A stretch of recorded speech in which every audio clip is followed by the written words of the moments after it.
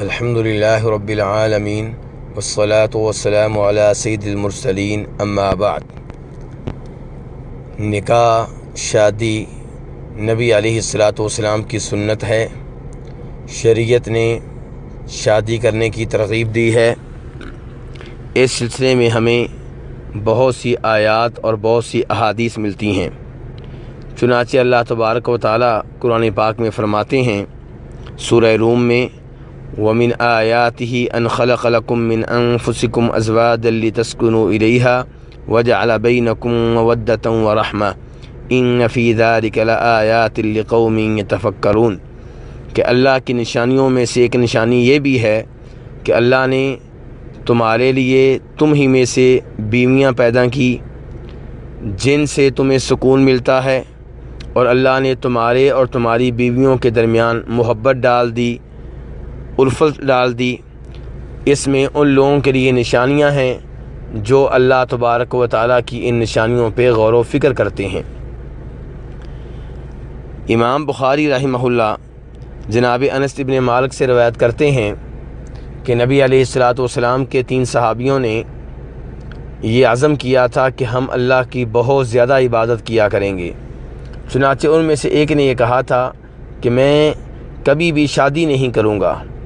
صحابی کا مقصد یہ تھا کہ شادی نہیں کروں گا اور اللہ کی عبادت میں مصروف و مشغول رہا کروں گا۔ تو نبی علیہ الصلاۃ والسلام کو اپنے اس صحابی کے ان عزائم کا جب پتہ چلا تو آپ اس پہ شدید ناراض ہوئے، اور آپ نے فرمایا کہ اما واللہ انی لاخشاکم للہ واتقاکم لہ، کہ میں اللہ کی قسم اٹھا کے کہتا ہوں کہ میں تم میں سے سب سے زیادہ اللہ سے ڈرنے والا ہوں اور تم میں سے سب سے زیادہ متقی اور پرہیزگار ہوں۔ اس کے باوجود میں روزے بھی رکھتا ہوں اور ناغہ بھی کر لیتا ہوں، یعنی کہ نفلی روزے بھی رکھتا ہوں اور نفلی روزوں میں ناغہ بھی کر لیتا ہوں۔ میں رات کو نماز بھی پڑھتا ہوں، رات کو نیند بھی پوری کرتا ہوں۔ میں نے کئی عورتوں سے شادیاں کر رکھی ہیں، تو جو میرے طریقے سے اعراض کرے گا وہ مجھ میں سے نہیں ہے۔ اور دوسری حدیث میں آپ علیہ الصلاۃ والسلام فرماتے ہیں، جسے امام ابو داؤد رحمہ اللہ روایت کرتے ہیں کہ تزوج الودود الولود، ان لڑکیوں سے شادی کرو جو زیادہ بچے پیدا کرنے کی صلاحیت رکھتی ہوں، جو پیار و محبت کرنے والی ہوں، کیونکہ میں تمہاری وجہ سے دیگر اقوام پہ فخر کروں گا کہ میری جو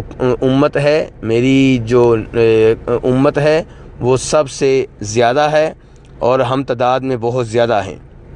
ایک اور حدیث میں آپ فرماتے ہیں کہ اے نوجوانوں، تم میں سے جو شادی کرنے کی طاقت رکھتا ہے فلیتزوج، وہ شادی کرے۔ آپ فرماتے ہیں کیونکہ شادی کرنے سے انسان کی نگاہیں جھک جاتی ہیں اور شرمگاہ محفوظ ہو جاتی ہے، اور فرمایا جو شادی کرنے کی طاقت نہیں رکھتا وہ روزے رکھے، کیونکہ روزوں سے شہوت جو ہے وہ ٹوٹ جاتی ہے، کم ہو جاتی ہے۔ نبی علیہ الصلاۃ والسلام ایک اور حدیث میں شادی کی ترغیب دیتے ہوئے فرماتے ہیں، جسے امام مسلم نے روایت کیا ہے کہ الدنیا متاع، یہ دنیا ساری کی ساری ساز و سامان ہے، ختم ہونے والی ہے، فنا ہونے والی ہے۔ وخیر متاع الدنیا المرأۃ الصالحہ، دنیا کے ساز و سامان میں بہترین چیز جو ہے وہ نیک بیگم ہے۔ ان تمام احادیث سے یہ معلوم ہوا کہ مرد حضرات کو چاہیے کہ وہ شادی کریں، شادی کرنے کی کوشش کریں، شادی کے جو اسباب اور وسائل ہیں انہیں بروئے کار لائیں۔ یہاں یہ بات ذہن میں رہے کہ لڑکے کو کوشش کرنی چاہیے کہ شادی کے لیے جو اسے لڑکی ملے وہ نیک ہو، اس کے ساتھ ساتھ اگر وہ خوبصورت بھی ہے تو اچھی بات ہے، دیگر خوبیاں بھی ہیں تو بہت ہی عمدہ بات ہے، لیکن دین کا ہونا بہت ضروری ہے۔ آپ علیہ الصلاۃ والسلام فرماتے ہیں تنکح المرأۃ لاربع، کسی بھی لڑکی سے 4 وجہ سے شادی کی جاتی ہے۔ اس وجہ سے کہ وہ خوبصورت ہے، یا اس وجہ سے کہ وہ مالدار ہے، یا اس وجہ سے کہ حسب و نسب والی ہے، یعنی کہ اس کا خاندان بہت اعلیٰ ہے، یا اس وجہ سے کہ وہ بہت خوبصورت ہے۔ آپ اپنے صحابی سے کہتے ہیں فظفر بذات الدین تریبت یداک، تم اس لڑکی سے شادی کرو جس میں دین کی خوبیاں ہوں، تب تمہیں کامیابی ملے گی۔ اور آپ علیہ الصلاۃ والسلام ایک اور حدیث میں فرماتے ہیں، جسے امام ترمذی نے روایت کیا ہے، کہ جب تمہارے پاس کوئی ایسا لڑکا آئے جس کا دین تمہیں پسند ہو، جس کا اخلاق تمہیں پسند ہو، تو اسے رشتہ دے دو۔ اگر تم یہ کام نہیں کرو گے تو زمین میں فتنہ ہوگا، فساد ہوگا۔ تو اس سے پتہ چلا کہ لڑکی کا جو ولی ہے، لڑکی کا جو والد ہے، لڑکی کے جو رشتہ دار ہیں، انہیں بھی یہ کوشش کرنی چاہیے کہ وہ اپنی لڑکی کا رشتہ ایسے لڑکے سے کریں جس میں دین ہو، جو عمدہ اخلاق کا مالک ہو، کیونکہ نکاح پوری زندگی کا سفر ہے، اور اگر میاں بیوی میں سے کوئی ایک نافرمان ہوگا، اللہ رب العزت کے دین سے اعراض کرنے والا ہوگا، تو نباہ مشکل ہو جائے گا، یا پھر وہ نباہ خیر کے اوپر نہیں ہوگا بلکہ برائی پہ ہوگا۔ اس لیے یہ کوشش کی جائے کہ جہاں آپ رشتہ کر رہے ہیں، جہاں آپ رشتہ دے رہے ہیں، وہاں پہ دین ہو، دین کو ترجیح دینی چاہیے۔ نکاح میں دیکھا گیا ہے کہ بہت سی برائیاں مسلمانوں میں در آئی ہیں، مسلمانوں میں بہت سی ایسی برائیاں آ چکی ہیں جن سے بچنا ضروری ہے۔ شادی کے موقع پہ، نکاح کے موقع پہ کئی ایسے کام کیے جاتے ہیں جن میں عیسائیوں اور ہندوؤں سے مشابہت ہے، جبکہ ان سے دور رہنا چاہیے۔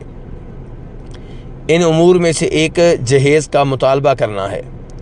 اگر لڑکی کا والد اپنی طاقت کے مطابق اپنی بیٹی کو کچھ سامان دیتا ہے تو انشاءاللہ اس میں کوئی حرج نہیں ہے، لیکن جہیز کا مطالبہ کرنا، گاڑی کا مطالبہ کرنا، موٹر سائیکل کا مطالبہ کرنا، پلاٹ کا مطالبہ کرنا، یہ چیزیں ہندوؤں سے لی گئی ہیں اور خلاف شریعت ہیں۔ ایسے ہی لڑکی کے والد پہ کھانے کا بوجھ ڈالنا، بارات میں بہت زیادہ لوگوں کو لے کر جانا اور اتنے زیادہ لوگوں کے کھانے کا بوجھ لڑکی کے والد کے سر پہ ڈالنا، یہ بھی وہ چیز ہے جو ہندوؤں سے لی گئی ہے، جس کا اسلام سے کوئی تعلق نہیں ہے۔ ایسے ہی شادی بیاہ کے موقع پہ لوگ سونا پہنتے ہیں، مرد حضرات سونا پہنتے ہیں، یہ خلاف شریعت ہے۔ مرد حضرات ریشم کا لباس پہنتے ہیں، یہ خلاف شریعت ہے۔ ان چیزوں سے دور رہنا چاہیے۔ دوسری طرف لڑکیاں نکاح کے موقع پہ، شادی کے موقع پہ جب زینت کا اہتمام کرتی ہیں تو ابرو بناتی ہیں، پلکیں بناتی ہیں، جبکہ یہ ایسا عمل ہے جس پہ شریعت میں لعنت آئی ہے۔ اس عمل سے دور رہنا چاہیے۔ ایسے ہی شادی وغیرہ کے موقع پہ عورتیں میک اپ کے لیے دیگر عورتوں کے پاس جاتی ہیں۔ اس میں خطرناک بات یہ ہے کہ یہ عورتیں وہاں پہ شریعت کی طرف سے بتائے گئے پردے کا اہتمام نہیں کرتیں، بلکہ یہ سوچ کر کہ ہمیں تیار کرنے والی عورتیں ہیں اور شادی کا موقع ہے، اپنے جسم کی کئی وہ چیزیں زہر کر بیٹھتی ہیں جو عورتوں کے سامنے زہر کرنا جائز نہیں ہے۔ ایسے ہی شادی وغیرہ کے موقع پہ دلہن کا بے پردہ ہونا مردوں کے سامنے، اور دلہا اور دلہن کا عورتوں اور مردوں کے سامنے ایک ساتھ بیٹھنا، جبکہ دلہن بے پردہ ہوتی ہے، اس کا چہرہ ننگا ہوتا ہے، یہ خلاف شریعت ہے۔ شادی وغیرہ کے موقع پہ رقص وغیرہ یہ چیزیں خلاف شریعت ہیں۔ ایسے ہی ولیمے میں اسراف کرنا، فضول خرچی کرنا، یہ چیز خلاف شریعت ہے۔ شادی کے موقع پہ دلہن کا اور دیگر عورتوں کا نماز نہ پڑھنا اس وجہ سے کہ ہم نے میک اپ کر رکھا ہے، یہ چیز خلاف شریعت ہے۔ تو ایسے امور سے دور رہنا چاہیے۔ شادی اور نکاح یہ خوشی کا موقع ہے، اللہ تعالیٰ نے آپ کو خوشی دکھائی ہے۔ لڑکی لڑکے کے والدین اللہ کا شکر ادا کریں کہ اللہ نے ہمارے بچوں کو ہماری زندگی میں جوان کیا اور اس قابل بنایا کہ آج وہ شادی کر رہے ہیں، اور پھر یہ کہ اللہ تبارک و تعالی نے ان کا جوڑا بھی بنا دیا، لڑکی کو مناسب لڑکا دے دیا، لڑکے کو مناسب لڑکی دے دی جہاں پہ نکاح ہو رہا ہے، تو خوشی کے اس موقع پہ رب العزت کو بھول جانا، رب العزت کی شریعت کو بھول جانا، اس سے اعراض کرنا اور وہ ان امور کا ارتکاب کرنا جو خلاف شریعت ہیں، یہ کوئی عقل مندی نہیں ہے۔ یہاں میں یہ بھی بیان کرنا چاہوں گا کہ خاوند کے بیوی کے اوپر کئی ایک حقوق ہیں، ان میں سے ایک یہ ہے کہ اس کی اطاعت کرے، اس کی بات مانے، الا یہ کہ اس کا کوئی آرڈر شریعت کے خلاف ہو تو وہ نہیں ماننا چاہیے۔ ایسے ہی لڑکے کے لڑکی کے اوپر جو حقوق ہیں ان میں سے ایک یہ ہے کہ لڑکی اپنے گھر میں ٹک کر بیٹھی رہے اور خاوند کی اجازت کے بغیر گھر سے باہر نہ نکلے۔ تیسرے نمبر پہ جب کبھی خاوند بیگم سے تعلقات قائم کرنا چاہے تو بیگم اس میں رکاوٹ نہ بنے۔ چوتھے نمبر پہ بیگم کا یہ فرض ہے کہ اپنے گھر میں، خاوند کے گھر میں کسی ایسے آدمی کو داخل نہ ہونے دے جس کے داخلے کو خاوند ناپسند کرتا ہے۔ خاوند کی اجازت کے بغیر نفلی روزے نہ رکھے، اس کے مال میں سے کوئی چیز اس کی اجازت کے بغیر خرچ نہ کرے، اپنے خاوند کی، اپنی اولاد کی خدمت کرے،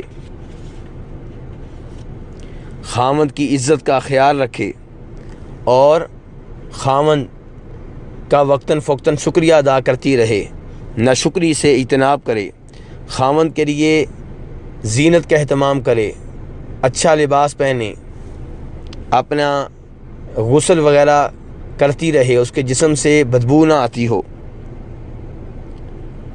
اور اگر خاوند کے حالات اچھے نہ ہوں تو خاوند کی طرف سے جو خرچہ ملتا ہے اسی پہ اکتفا کرے، اور خاوند کے والدین کے ساتھ اچھا سلوک کرے، کسی شرعی عذر کے بغیر طلاق کا مطالبہ نہ کرے۔ ایسے ہی بیوی کے خاوند کے اوپر حقوق ہیں۔ خاوند کو چاہیے کہ اپنی بیگم سے اچھے تعلقات رکھے، اس نے اخلاق سے پیش آئے، اسے خرچہ دے، اس کا لباس اس کے ذمے ہے، اس کی رہائش اس کے ذمے ہے۔ ایسے ہی بیوی کے دیگر بھی بہت سے حقوق ہیں، وہ بھی خاوند کو چاہیے کہ ادا کرے۔ نبی علیہ السلام کی سیرت ہے کہ آپ اپنی بیگمات کے ساتھ بہت اچھا سلوک کرتے تھے اور ان سے پیار و محبت کرتے تھے۔ اگر ان میں سے کوئی چھوٹی عمر کی ہوتی تو آپ اس چیز کا بھی خیال کرتے، رات کو ان کے ساتھ گفتگو کرتے، ان کی باتیں سنتے۔ تو یہ بیوی کے خاوند کے اوپر حقوق ہیں جن کا خیال رکھنا چاہیے۔ خاوند کو چاہیے کہ اپنی بیگم کو دینی امور سکھاتا رہے، اور اگر کبھی بیگم سے کوئی غلطی ہو جائے تو اعراض کرے اور یاد رکھے کہ وہ انسان ہے اور اس سے کبھی غلطی ہو سکتی ہے، اس کی اچھائیوں کی طرف دیکھے۔ اگر کبھی کسی بات پہ بیگم کی ہلکی پھلکی پٹائی کرنی پڑ جائے تو اس کے چہرے پہ مارنے سے اجتناب کرے، اسے بدصورت نہ کہے، اور جب مارنا ہو ہلکا پھلکا مارے۔ اور اگر کبھی بیگم تنگ کرے، اس کا بائیکاٹ کرنا ہو تو بائیکاٹ کرے، لیکن گھر کے اندر ہی رہے۔ اگر بیگم کبھی اپنے گھر والوں سے ملنے کے لیے جانے کی اجازت مانگے تو اجازت دے دے، اور خاوند کا بھی فرض بنتا ہے کہ بیگم کے لیے اپنے جسم کی صفائی کا اہتمام کرے، اس سے سگریٹ وغیرہ کی اور پسینے کی بدبو نہ آتی ہو۔ تو یہ چند ایک باتیں تھیں جن کا تعلق نکاح سے ہے، شادی سے ہے۔ اللہ تبارک و تعالیٰ سے دعا ہے کہ ہم سب کو ان حقوق کا خیال رکھنے کی توفیق عنایت فرمائے، اور ہمیں اللہ تعالیٰ اپنی شریعت کی خلاف ورزی سے محفوظ رکھے۔ وصلی اللہ تعالیٰ علی نبی محمد وآلہ وصحبہ اجمعین۔